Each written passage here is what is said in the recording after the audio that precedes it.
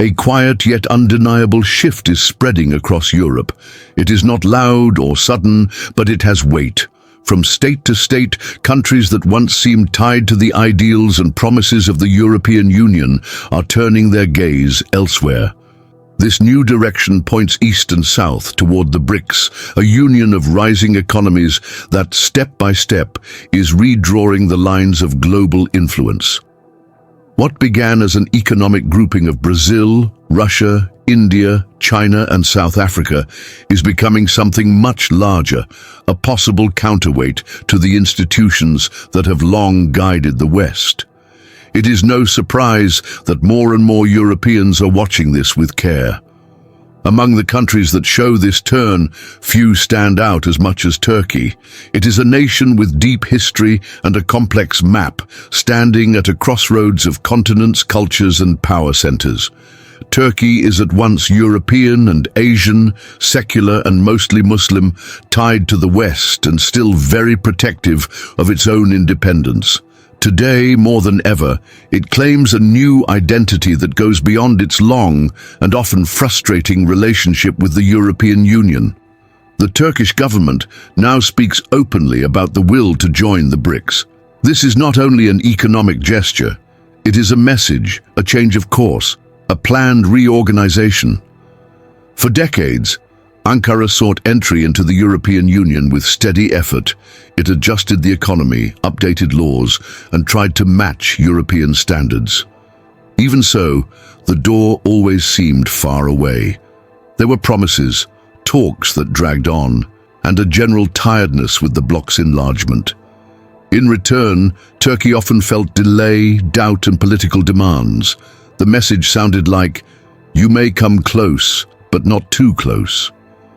With the world's power board shifting and new economic poles rising, Turkey is widening its field of action. For Ankara, the BRICS now mean more than just another international forum. They are a showcase to grow its relevance without being tied to the bureaucratic and political ropes that often shape Western alliances. To see why this attracts, it helps to separate what the BRICS are and what they are not. Many in the West try to compare them to NATO, but that does not hold. NATO is a military pact born in the fear of the Cold War, built for defense, deterrence, and shared security. The BRICS, in contrast, rest on the economy and development. They are a space for countries outside the Western core to work together, built to strengthen trade, investment, and other ways to finance growth beyond the shadow of the dollar and bodies like the IMF and the World Bank. And as global tensions rise and old balances are tested, the BRICS take on a more strategic role.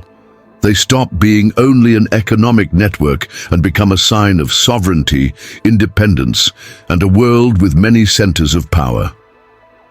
Turkey's interest in the BRICS is not a sudden detour. It is the end of a long line of geopolitical frustration. For many in Ankara, the European Union, once seen as the natural endpoint, turned into an uncertain dream, maybe even out of reach. The BRICS, by contrast, offer something rare in Western bodies: partnership with no preconditions, flexibility, and a real seat at the table without the tag of junior partner. In strategic terms, Turkey is very valuable. It controls key sea routes, links Europe to the Middle East and Central Asia, and sits on energy paths that cross the planet. That makes it a prize for any alliance.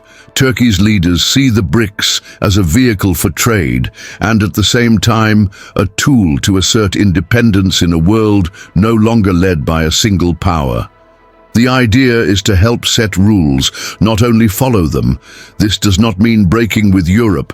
Turkey's trade with the European Union is still huge, adding up to more than $200 billion per year. What changes is the stance. Less dependence, more varied partners, and less willingness to accept rules made by others. This trend is not only Turkish. Serbia, another European country that has waited for years to enter the European Union, has begun to ask out loud whether the wait is still worth it. A candidate since 2012, Serbia has rushed to match the bloc's standards, but the path has stayed slow, uncertain, and many times humiliating. The most sensitive point is still Kosovo. Brussels insists that Belgrade recognize Kosovo's independence before any real progress, which strikes at the heart of Serbian identity and sovereignty. For Serbia, this is not open to trade. It is in this space of pushback that the BRICS appear as a real option. Officials in Belgrade have been tough on the European Union. Some point to endless demands and few results. They note that unlike Brussels, the BRICS do not force Serbia to choose between East and West, do not ask it to drop long-time allies, and do not push it to adopt policies that go against what the country sees as its own values.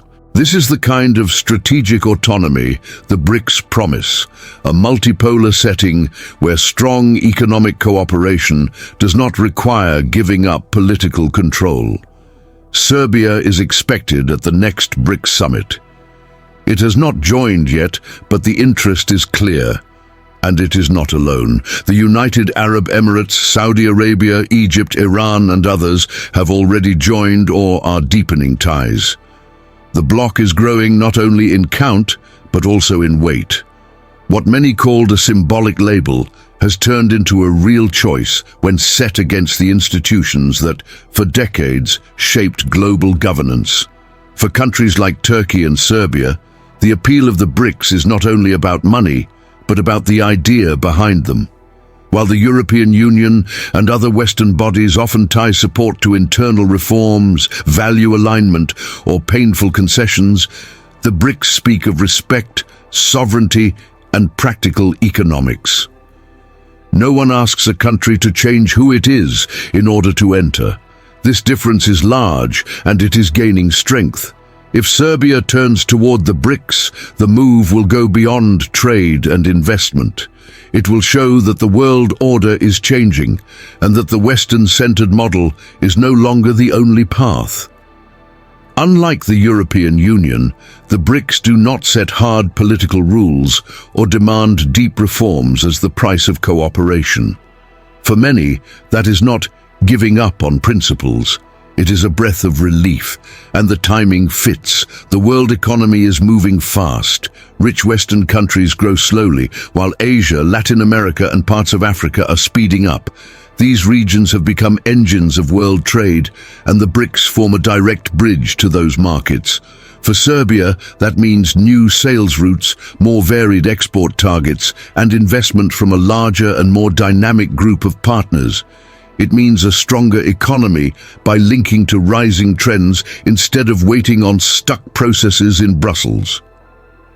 At bottom, we are watching the rise of a new way to handle world affairs.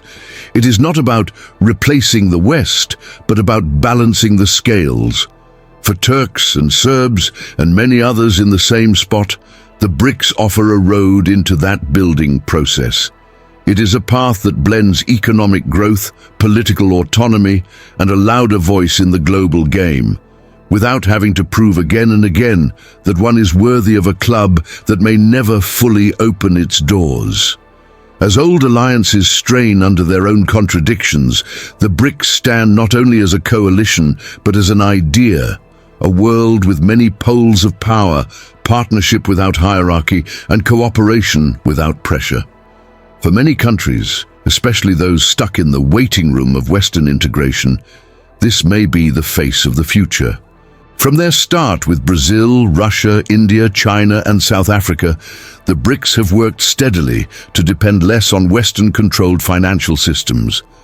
To do that, they built their own base stones, such as the New Development Bank and the Contingent Reserve Arrangement known as CRA.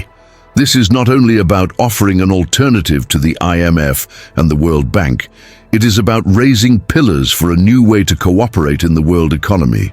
These tools were designed to respond faster, with more flexibility, and with a focus on what developing and emerging countries need. In this way, members can seek support without the political demands and structural change packages that Western lenders often impose.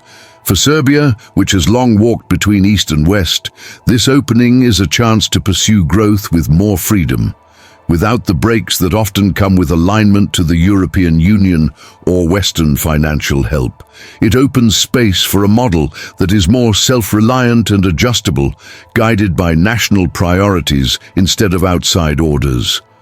This push for independence did not arise alone. It is part of a wider joint move by the BRICS to rebuild the frame of the world economy, making it more balanced, fairer, and spread across many centers.